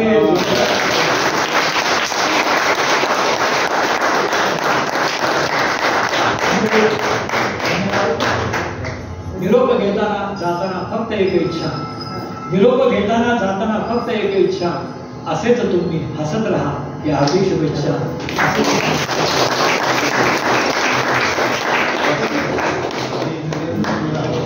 आपल्या सर्वांना हसवण्याचं काम आचार्य अत्रेयांच्या जयंती दिवशी म्हणजे बंडा जोशी यांनी केलेलं आहे. म्हणजे टाळ्यांच्या गजरामध्ये विनंती करतो की या ठिकाणी आपण बरोबर दिसते. आता जे जोशी साहेब म्हणले त्याप्रमाणे हसणारा माणूस सर्वात सुंदर दिसतो आणि हसवणारा सुद्धा सर्वात सुंदर दिसतो. आमच्या मध्ये सर्वात सुंदर आजचा माणूस हा हसवणारा आहे. कारण झेंडूची नवी फुले, झेंडूची जुनी फुले जी 1925 साली आली, त्याचा सिक्वेल. आणि मला आश्चर्य एवढं वाटतं, आता मी पत्रकार म्हणून सगळे सजग करता म्हणून लक्षात येतं की काही दिवसापूर्वी घडलेलं माणिकराव कोकाटेंचा रेफरन्स पण त्यांची कवितेत जे आता त्यांनी युट्यूबवर म्हटलं ते आहे अवेलेबल, पण युट्यूबवर जुने रेफरन्सेस जे आहे मला वाटते. आणि काल परवाचा रेफरन्स जो त्यांना अभय दिलं माणिकराव कोकाटेचा वगैरे, तो नवा रेफरन्स पण याच्यामध्ये आलेला आहे. हे खरंच कौतुकाचं आहे की झेंडूची नवीन फुले अशा प्रकारेच पाहिजे. आणि झेंडूचं कसं असते, का नाव दिलं आत्र्यांनी त्याला, की झेंडू हा दिसायला टवटवीत असतो, तो दीर्घकाळ कधी सुकत नाही. आपण दसऱ्याच्या माळा बघतो, महिनाभर तशा असल्या तरी तशाच राहतात. तर झेंडूची फुलं ही अशी कायमस्वरूपी टवटवीत असतात, त्याला वास नाहीये. पण आपल्यापैकी अनेकांनी झेंडूचं खोबरं खाल्लं खाल्लेलं सगळ्यांनी. झेंडूच्या देठामध्ये एक पांढरा प्रकार असतो, लहानपणी सगळे खायचे, त्याला खोबरं म्हणायचं. तर मग ते आहे त्याची जी गोडी आहे, त्या खोबऱ्याची गोडी आणि न सुकणारा आणि वास मध्ये येणार पण न सुकणारा झेंडू जो आहे, तो अशा प्रकारे नवीन फुलाच्या माध्यमातून आपल्याला सांगायची गोष्ट म्हणजे त्यांनी खूप मला तीच उत्सुकता होती की सिक्वेल काय असेल. कारण त्यांनीच ते क्लिअर केलं, ते बरं झालं की जेव्हा जुन्या आत्र्यांच्या झेंडूच्या फुलाच्या कविता आहेत त्या काळात रविकिरण मंडळातल्या कवींनी केलेल्या ती विडंबना, तेव्हा गेयता नव्हती. आता यांनी जे सगळ्या सादर केल्या सगळ्या गेय लोकप्रिय गाण्यांच्या केल्या. आता याच्यामध्ये त्यांना एक कल्पना आहे की यशवंत देवांनी सुद्धा असं विडंबन केलं. यशवंत देवानी सखी मंद झाल्या तारकावरून, सखी स्वस्त झाल्या तर खारका, आता तरी काशीले का, अशा प्रकारे केलेलं आहे. अशा अनेकांनी नंतर त्या ज्या गोष्टी गाजलेली गाणी आहेत त्या गाण्यांच्या माध्यमातून फक्त पुढं अनेकांनी आणलेले. माझे स्वतःचे वडील एक चांगले विडंबनकार होते, त्यांचं पुस्तक पण आहे. त्यांनी जेव्हा इंद्रातलं गाणं गाजलं होतं, दिसला ग बाई दिसला, त्याच्यानंतर त्यांनी चढला ग बाई चढला, साखरेचा भाव आज चढला बाई चढला, अशा प्रकारे विडंबन केलं. किंवा देहाची तिजोरी जी गाणं आहे त्याच्यावर त्यांनी केलं होतं की एसटीचा खोका, कंडक्टर हा बोका, उघडदार बोके आता उघडदार बोका, जिथे रस्ता नाही तेथे धावतो हा खोका, आणि प्रवाशांच्या हात एक धोका, अशा प्रकारचं गाणं तुम्ही पूर्णपणे केलं. ते पुस्तकात अवेलेबल आहे. म्हणजे हे सगळ्यात गोष्ट आहे की जी गाणी गाजलेली आहेत त्याला गेयता आहे, लोकप्रिय आहे, त्याच्यामध्ये शब्दांची मीटर बसून आपण करतो. पण निश्चितच आज मंडळ जोशी साहेबांनी सगळ्यात मनमुराद हसवलंय. म्हणजे ज्या ताणतणावाच्या याच्यामध्ये वर्षभराचा आमचा हास्याचा कोटा आहे निश्चितच एका तासात पूर्ण केलेला आहे. त्याबद्दल त्यांचा निश्चितच आभार. परत नवीन प्रकारचं सिक्वेल इथं येईल आणि त्याच्यामध्ये नवीन राजकीय घडामोडी पण येतील अशी अपेक्षा व्यक्त करतो आणि मानतो. धन्यवाद. स्वार पाटणार बोलायचं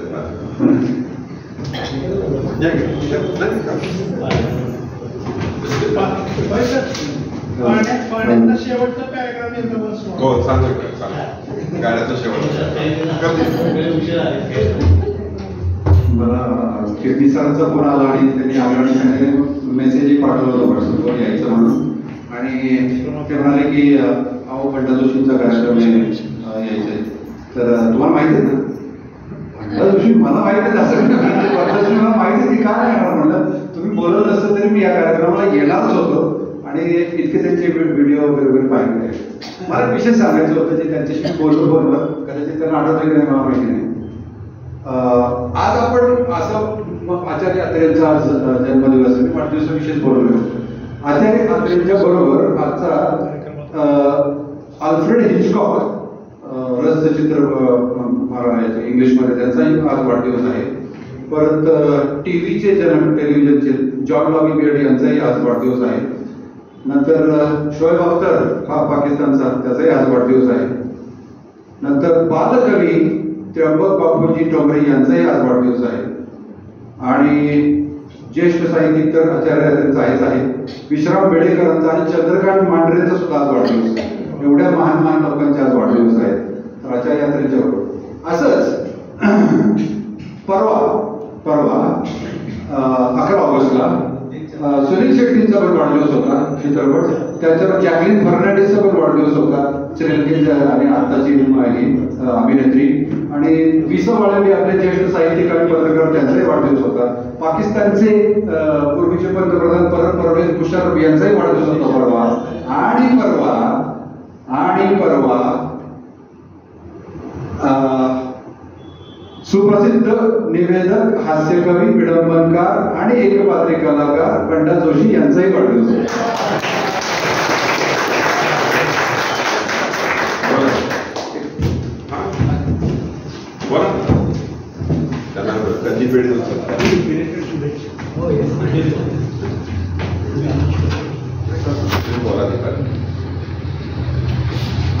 हसून इतका आपण हसलोय की काही वेळा असं वाटतं की आता बास ठीक दुसरी तुम्ही कविता पाहिजे किंवा दुसरं व्हिडिओ. मित्र, खरोखर मगाशी मी म्हणलं तसं दिसतं तसं नसतं. म्हणलं तशी हे वेगळंच रसायन आहे आणि त्याचा आनंद अनपेक्षित लाभ आपल्याला त्या दीपलक्ष्मीच्या सभागृहात मिळालेला आहे. मी खरोखर चिटणीसांचे आभार मानतो आणि जेवढं तुम्ही हसणारा चेहरा हा दीर्घायुष्य असतो हे पण मी डॉक्टर म्हणून सांगतो. धन्यवाद. त्यांना या ठिकाणी कधी पेढे देऊन माननीय श्रोत्री आणि छोटीशी मानधन, छोटंसं मानधन, त्यांचं मानधन फार मोठं आहे पण ते आपण तेवढं घेणार असं व्यक्तिमत्व आहे. तर त्यांचं या ठिकाणी कधी पेढे देऊन आणि छोटं मानधन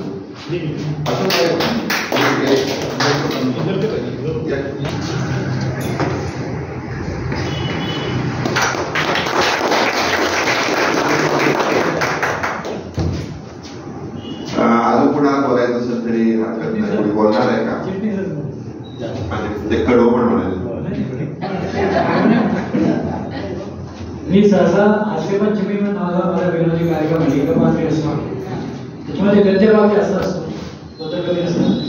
हा पहिला गीतांचा कार्यक्रम फार बचत करतो. जिथं जाणकार आणि दर्दी रसिक असतात अशाच ठिकाणी आम्ही कार्यक्रम करतो. आणि चिटणीसरांच्या पुढाकारामुळे साताऱ्यामध्ये हा कार्यक्रम होतो याचा मला जास्त आनंद आहे. आचार्य आंतरणे पु ल देशपांडे यांची दोन्ही दैवत आहे आणि त्यांना मी खूप अभ्यास केलेला लहानपणी, अगदी लहानपणापासून. आणि मी आचार्यांना बघितलेलं पण आहे. मी 7-8 वर्षांना असताना बिंदू चौकात त्यांची सभा होती आणि कोल्हापूरला. आणि मी जे मला थोडंसं कळलं, लोक सगळे खळबळून हसत होते आणि मला फारसं कळत नव्हतं त्यावेळेला. आणि मी त्यांना पाहिलेलं आहे. त्यामुळे मला अतिशय आनंद झाला की आत्र्यांच्या जयंतीला आज कार्यक्रम करायला मिळाला. झेडपीची फुले या पुस्तकाच्या 100वा हा वर्ष आहे आणि या वर्षामध्ये हा कार्यक्रम व्हावा अशी माझी इच्छा होती. चिटणीस सरांना म्हटलं तर तेवढे आपण साताऱ्यालाच करू. तर म्हणजे पुण्यापर्यंत चाललं होतं करायचं पण आज साताऱ्याला झाला. त्यांना मनापासून मी धन्यवाद देतो. पण त्यांनी हा कार्यक्रम आयोजित केला. आणि मगाशी म्हणाले जसं की अल्पमानधन वगैरे आहे. आता बऱ्याच मंडळांचं असं असतं की जोशी सरांचं मंडळ फार लहान आहे, मानधन कमी घ्या. मग आम्ही मानधन कमी केलं तर घेतलं तरी प्रॉब्लेम असतो. आता गणेशोत्सव आहे. गणेशोत्सवाच्या काळामध्ये बघा मंडळं बोलवतात अनेक ठिकाणी. मग मानधन कमी घेतलं कोणी ओळखीचं मानधन कमी घेतलं ना की ते आयोजक बोलायला उठतात. सोसायटीतले लोक वर्गणी देत नाही, मग पैसे कमी जमतात, मग असे कलाकार बोलवायला लागतात.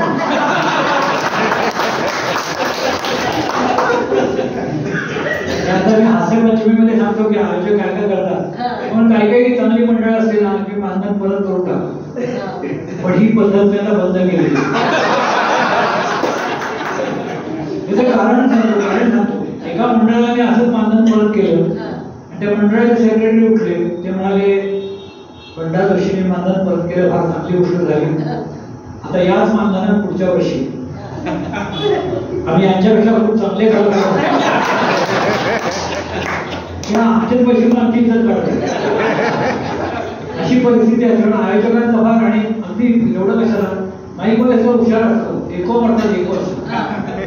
त्या सर्व उपस्थितांचे मनापासून स्वागत कर कर कर कर कर. सर्वांच्या अभिनंदन दान दान दान दान. त्या निवेदकांनी मला स्टेजवर बोलवलं. आणि आता आपणा समोर येत आहे बंडा जोशी शी शी.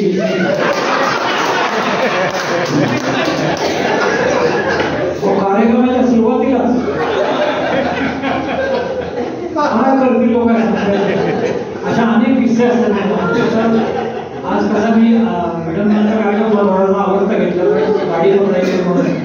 नाहीतर निवांतपणाने करायचं म्हटलं तर गाण्याची आणखी पण कडवी बरीच आहे. मी जरा काळजी ती सगळी म्हणायची. त्यामध्ये जास्त गंमत येईल. निवांतपणाने आपण तरी पुन्हा भेटू. धन्यवाद. एकच म्हणतो मी पुन्हा येईल. नवी नवी फुले सातारामध्ये आपण या संस्थेने 2 हास्य संमेलन बंडा जोशी इथं प्रेरणेनं घेतलेली होती. तोच यावर सुद्धा एक हास्य संमेलन आपण सातारामध्ये घडू नक्की घडू. मानधनाचा त्यांच्या संदर्भात विषय नसतो, त्यांच्या मनात कल्पना आली, त्याच्या मनात ती कल्पना आली महत्वाचं. त्यांनी मला फोन केला की असं माझ्या मनात एक वेगळा कार्यक्रम करायचा, तुम्ही कुठे घेऊ शकता या सातारामध्ये तुम्ही. आणि त्यांना घेऊन हे अश्विन इंदोरकर आले, त्यांनी पुढे कळाले.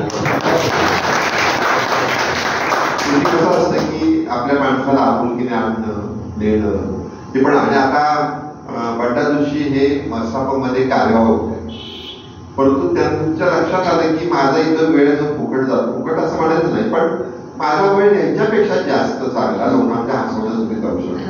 म्हणून त्यांनी तिथं ते जबाबदारीतनं मुक्त झाले. आम्ही त्यांना म्हणतो की थांबा थांबा थांबा.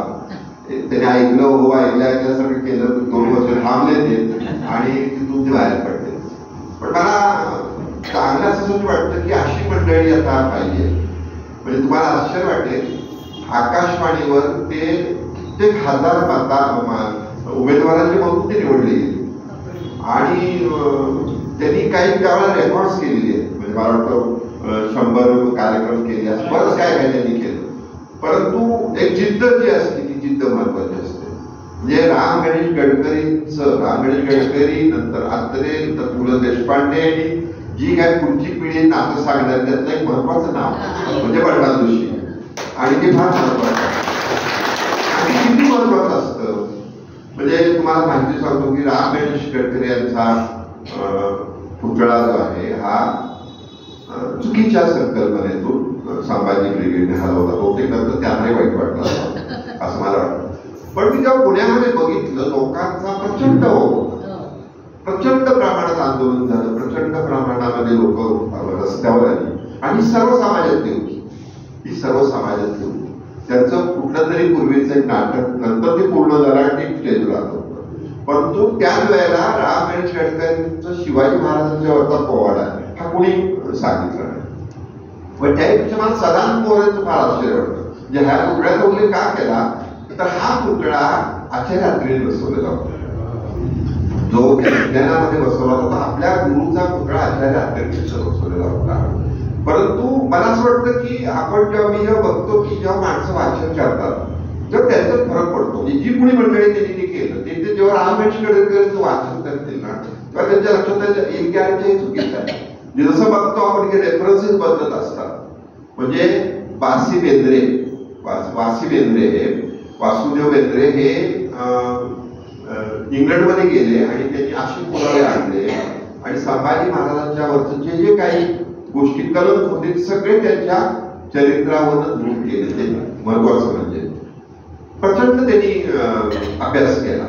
परंतु आपल्याला हे पण माहिती पाहिजे की त्यांचं पुस्तक निघालं यशवंतराव, म्हणजे हे चरित्र जे निघालं कुणाचं संभाजी महाराज फक्त यशवंतराव चव्हाणांमध्ये हे आपल्याला माहिती पाहिजे. यशवंतराव चव्हाणांकडे तुकाराम महाराजांचा ग्रंथ काढण्यासाठी अनुदान द्या शासकीय म्हणून गेले होते.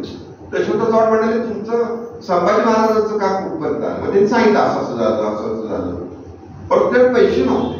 ते दुसऱ्या दिवशी शासनाचे पैसे दुसऱ्या दिवशी 4-15 दिवसामध्ये वासी बेंद्रेच्या खात्यात जमा केले आणि आपल्याला आनंदाची बाब अशी की वासी बेंद्रेंनी त्यामुळं बैठक मारून ते सगळ्या संशोधनात्मक पुस्तक तयार झालं. म्हणजे चुकून जर यशवंतराव चव्हाणांनी पैसे दिले नसते ते एका वासी बेंद्रेच्या माध्यमातून हे संशोधन सुद्धा पुढे आलं नसतं.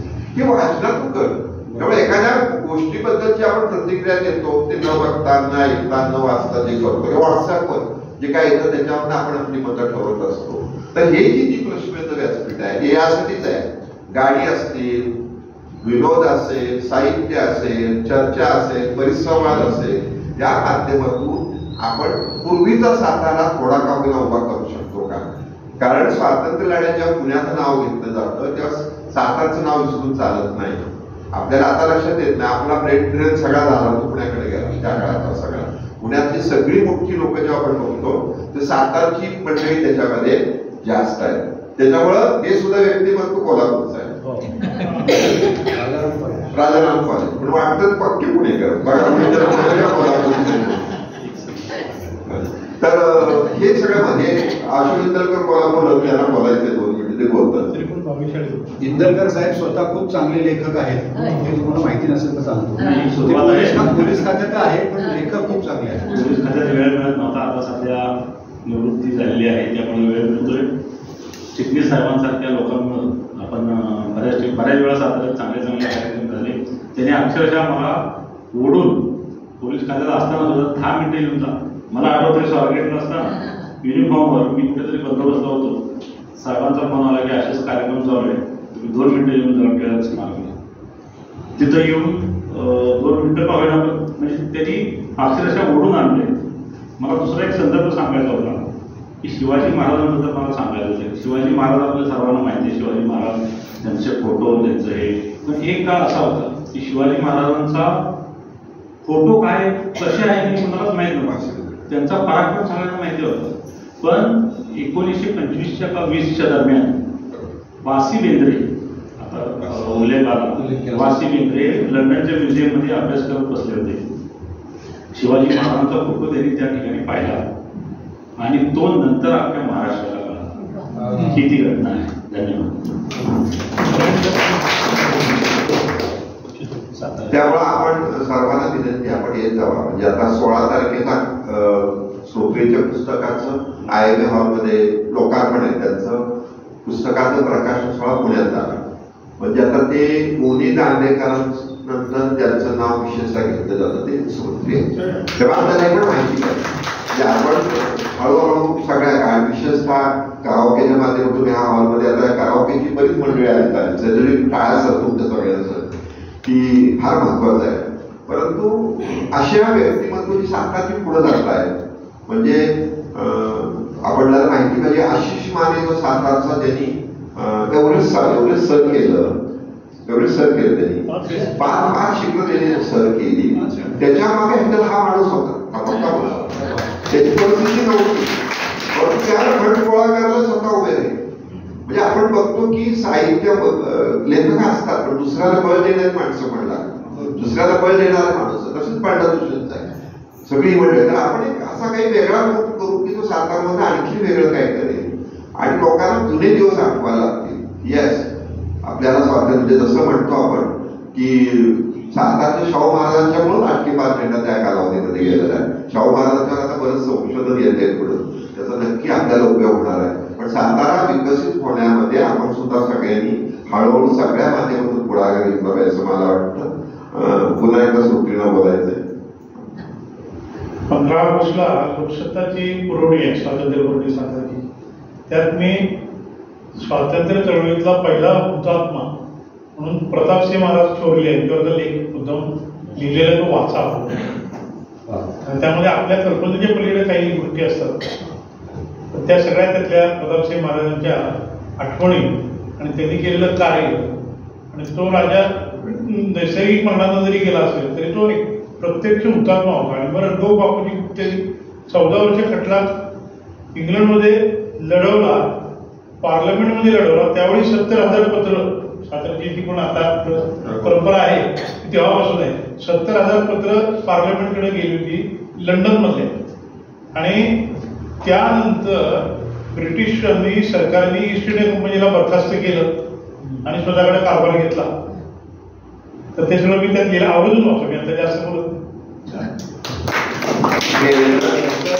हे लेख सर टाकतात, तुमचे लेख आहेत ना सर व्हॉट्सअपला टाकतात. केळकर म्युझियम मध्ये रणगोबापूजी गुप्ते ना तिथल्या संसदेतल्या लोकांनी दिलेलं सह्याचं एक पत्र हे आहे, ते केळकर म्युझियम मध्ये ठेवलेलं आहे आमच्या अशोक देशपांडेंनी.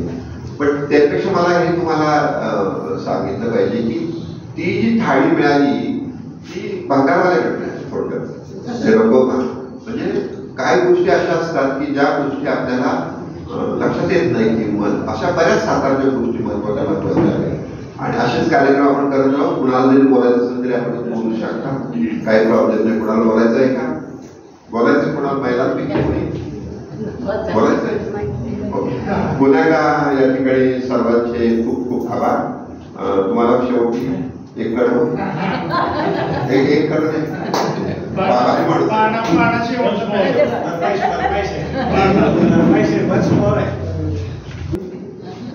नवे क्रीडा मंत्री कोकाटे आले वरच्या धर्मी जन्मले बाळाला शिकू का आकाला म्हणाले लोबाळा जो बाळाला पहिलीचे पुस्तक दिले त्यानं मग पहिलेच वाक्य वाचले शरद कमळ बघत बाळ बोलले लोबाळा जो बाबा रामदेव आले बाळानं अंगाचं केलं मुठपुड ते पाहून बाबा रामदेवांनी म्हटलं विचित्र असं नसलं मला जमलं सोपाळा अण्णा आजारे न खाता पिता बाळ बसले हाटून अण्णा बोलले मुलं सोडून खा नाहीतर पोलिस नेतील धरून सोपाळा जो कोणीतरी जेव्हा पाणी मागितले मी कुठून आणू दादा म्हणाले पुढचं बोलू नका सारे बोलले सोपाळा जो भाषाला आला तर आभार तुमचे नाव ठेवू नका मागणे आमचे आशीर्वाद द्यावे तुम्ही टाळ्यांचे